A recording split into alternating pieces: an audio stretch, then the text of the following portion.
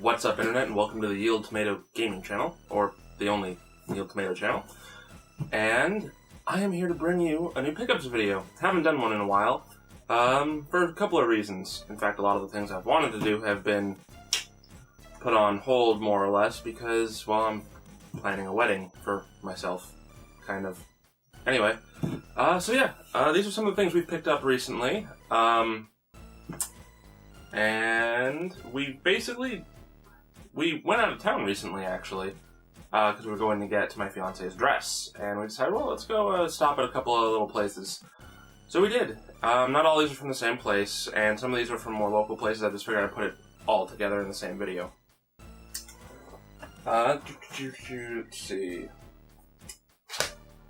I'm going to start with the things we actually got at one CD game exchange we went to. And that's going to be 4 titles. I paid, I think, like $5 for each of them. And we're going to start with a game that I had a lot of problems with when I first played it, for some, depending on who you ask, arguably dumb reasons. And that is Prince of Persia. This is their whole new Redux kind of thing. And I don't know. It's weird for me. I didn't like a couple elements in it. For example, the inability to die was kind of odd. Either that or I just encountered something weird if you can die. But I played it when it first came out. I had initial issues with it, but I only had rented it, so I returned it. I figured I'd give it a shot, give it another chance, you know. Some games I feel you can't really appreciate when they're new. It takes a little bit of time to, you know, understand them a bit better. And this was one of the ones I'm like, you know what, I need to give this another try. So I went ahead and I picked that up. And a game that I bought just because it's absolutely silly, and that's Onechanbara, Bikini Zombie Squad. These games are frickin' weird, and I love it for that. Granted, I wouldn't recommend paying a large amount of money for it, because it's, like, not a top-tier game by any stretch of the imagination. But it is dumb fun.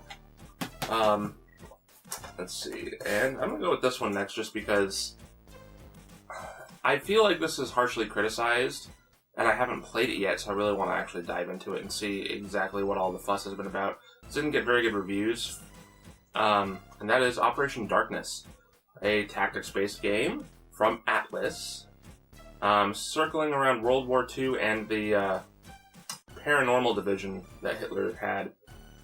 And it's got some interesting features, particularly the 4-player co-op kind of has my attention. And it's, sadly, all online, so I'm not going to be able to play with anybody. Awesome. The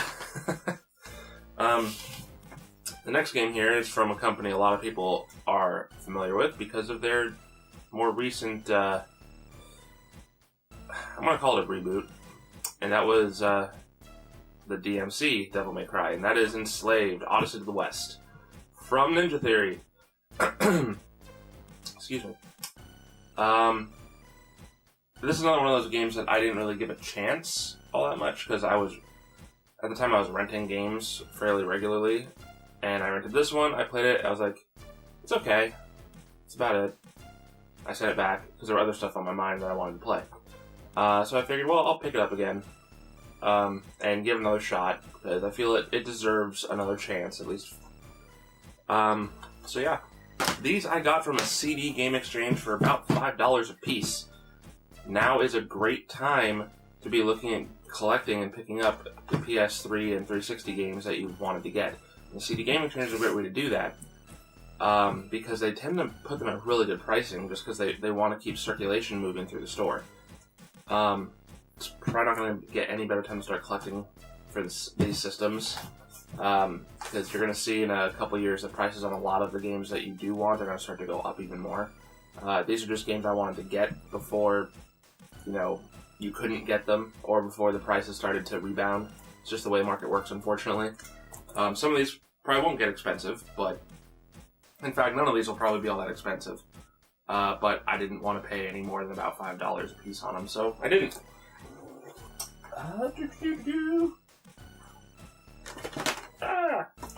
Dropping stuff everywhere. Or my recent online orders. That. Okay.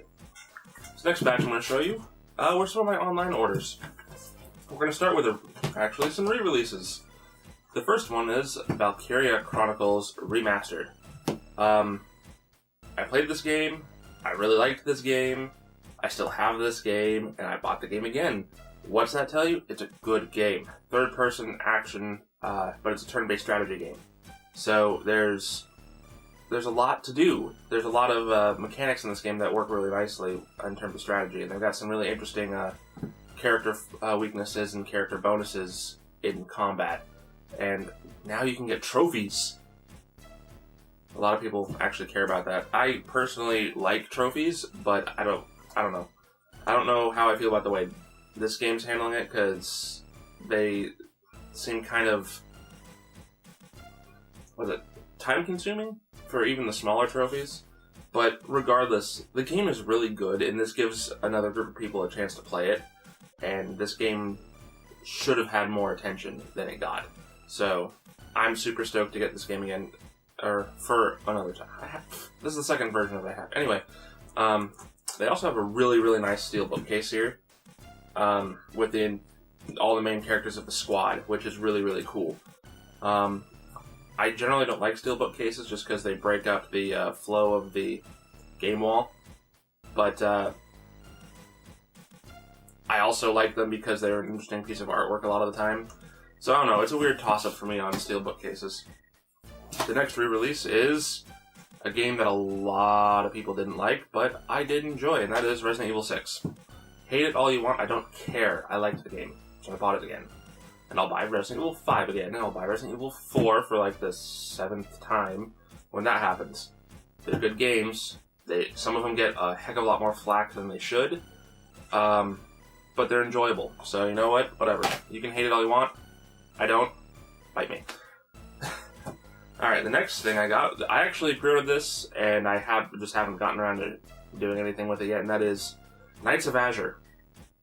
This game looked really interesting to me because it looked like it was a Tecmo Koei action RPG as opposed to just being a, Dynasty Warriors game.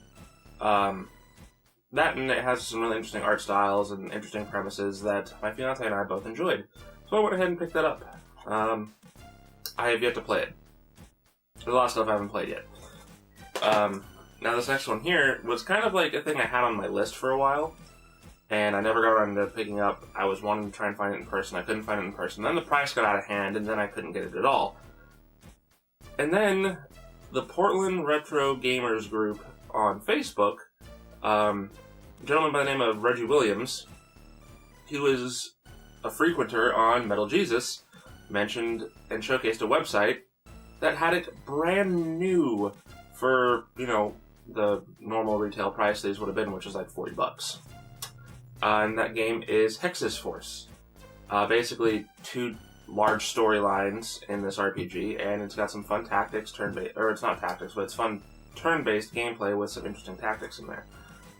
This game just went through the frickin' roof in terms of pricing on eBay, like averaging $70 to $80 at the time that I got this. I went through site, what was it? VideoGamesPlus.com, and they get reissues of a lot of games, so it's really cool, especially PSP games. And they get exclusive reissues through there.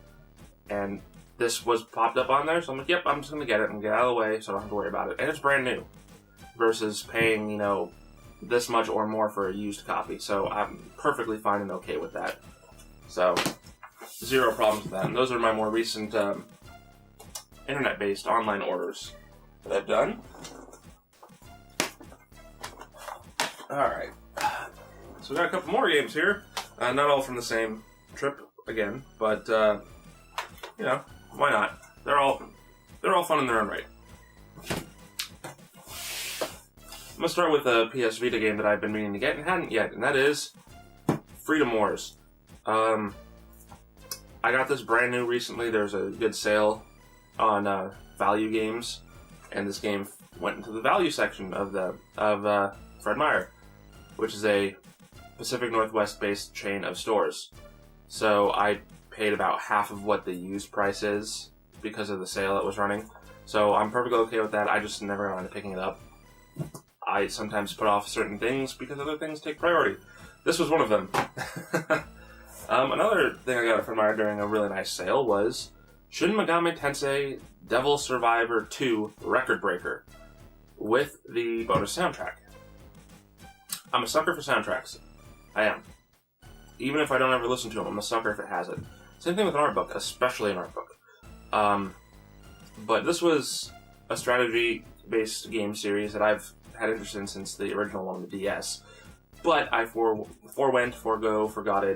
decided not to get the regular DS version because when I was about to get that one, the first one, they announced the 3DS reissuing.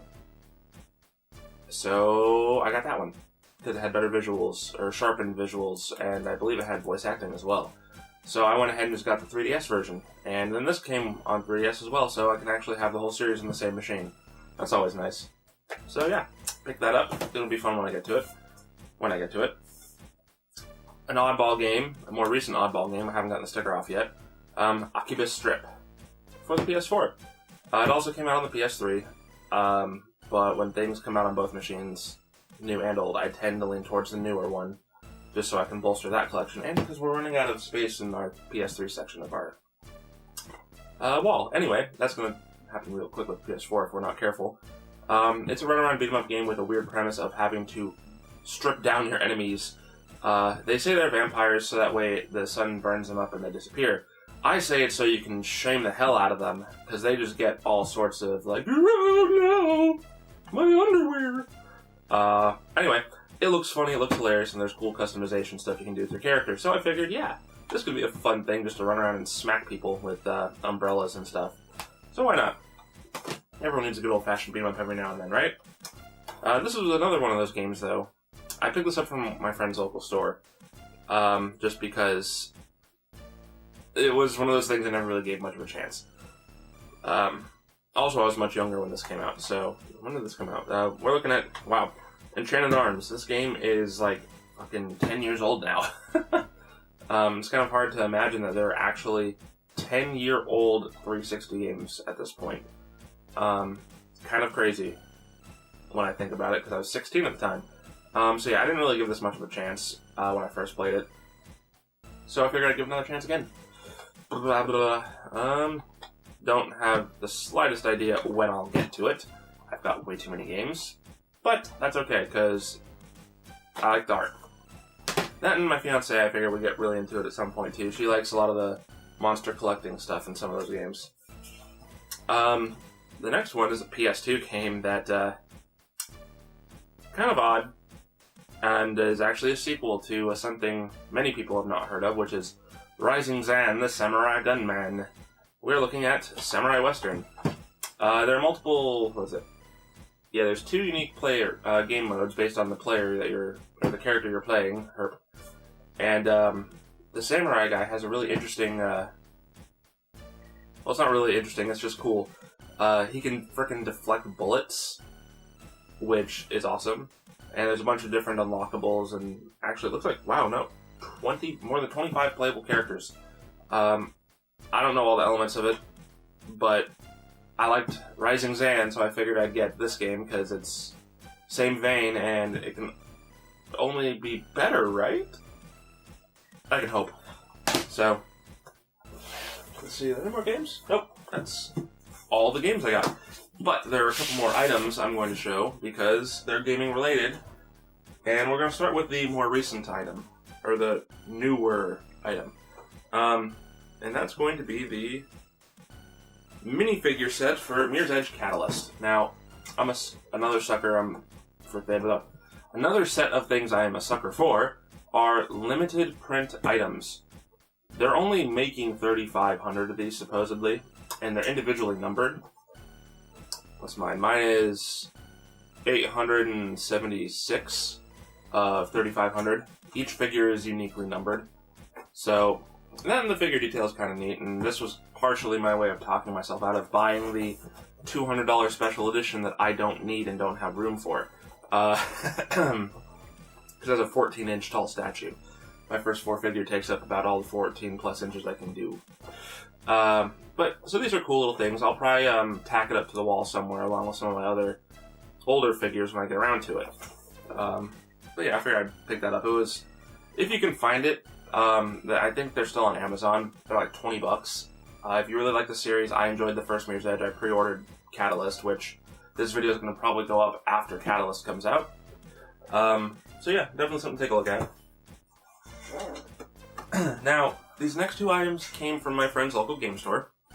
And basically he's looking at buying a bunch of older toys because the dude bought a storage shed that was just loaded with toys from the mid-90s to mid-2000s.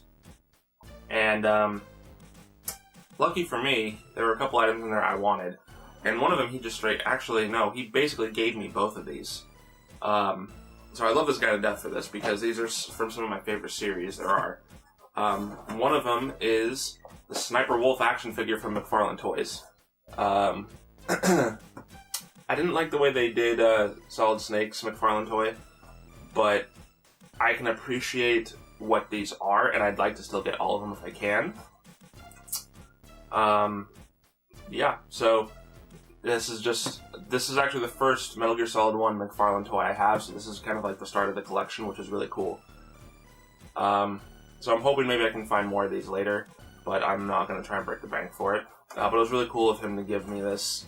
I appreciate it greatly. I don't think he understands just how much I appreciate how much he helps me out, which is just amazing. And this next one here, I had to dig for. I had to try and find it because it got buried with all the other stuff, and that is a who made this anyway? I can't even tell who made this. Anyway, it's the Final Fantasy VIII Guardian Force series figure of Siren. I did not know that they did a summon series of figures, and this is actually from Kotobukiya. Yeah, no, I'm pretty sure I'm saying that right. Figures. And according to the back here, they did, I think, all of the major summons, because they show Ifrit, Cerberus, Bahamut, Shiva, Odin, Gilgamesh, and Diablos. As well as, of course, Siren. Which this one is. So I didn't have any of these because I didn't even know the series set was here. So that's really neat. I have some of the characters. I have like Irvine and Squall, and I'm pretty sure I have Cypher as well. I don't know if I have Zell or not, but I want to collect all those figures as well. I have all the 7 figures from, was it Extra Night? I think it was Extra Night. I don't know what the thing is with these, but I do want to get all these. So this is really cool, another start to a figure collection. Yeah, so and again, he just gave these to me, basically, and I appreciate the hell out of it, because it's totally up my alley, and he even said he's going to give me a call if the guy comes in with any more action figures from video games, which is super awesome, because at that point I'm just going to buy them from him. I don't expect him to give me anything else, but yeah, I want them, so I'm going to buy them if there's any more in that storage unit. So here's hoping, right? So yeah, what did you guys think of these pickups? Any of them you guys have interest in? What do you guys think of some of them? Let me know, because I'm kind of curious on some of them since I haven't gotten to them yet. And who knows, maybe if you guys entice me, I might start playing them now. So yeah, again, you guys should give some of these games a shot, especially the older ones on 360 and PS3, because they are really affordable now. Definitely go out and start picking those up if it's something you want to do, because it's going to get to one of those points rather soon, I believe, where the prices are going to go up a little bit more. You're going to stop seeing games like that around the $5 range. You're going to start seeing them hitting more about the $10 and $15 range on average. Just because, I mean, look at the PS1, look at the 64. Don't count sports games. Those tend to be super cheap anyway. But you're seeing those games start to kind of settle in the $15, $20 range. And I feel like that's going to happen with the PS3 and 360 at some point in the near future. I'd say probably, actually PS1's going higher than that, but PS2 is at that range. So I'm going to say probably in the next 5 or so years, it's going to get a little bit harder to collect for these machines. So anyway, Again, thanks for watching, guys. Please subscribe to the channel for more pickups and video game suggestions and all that good stuff, as well as Let's Plays, and whenever I get to it, more reviews. So, until next time, guys, thanks for watching. We'll see you around.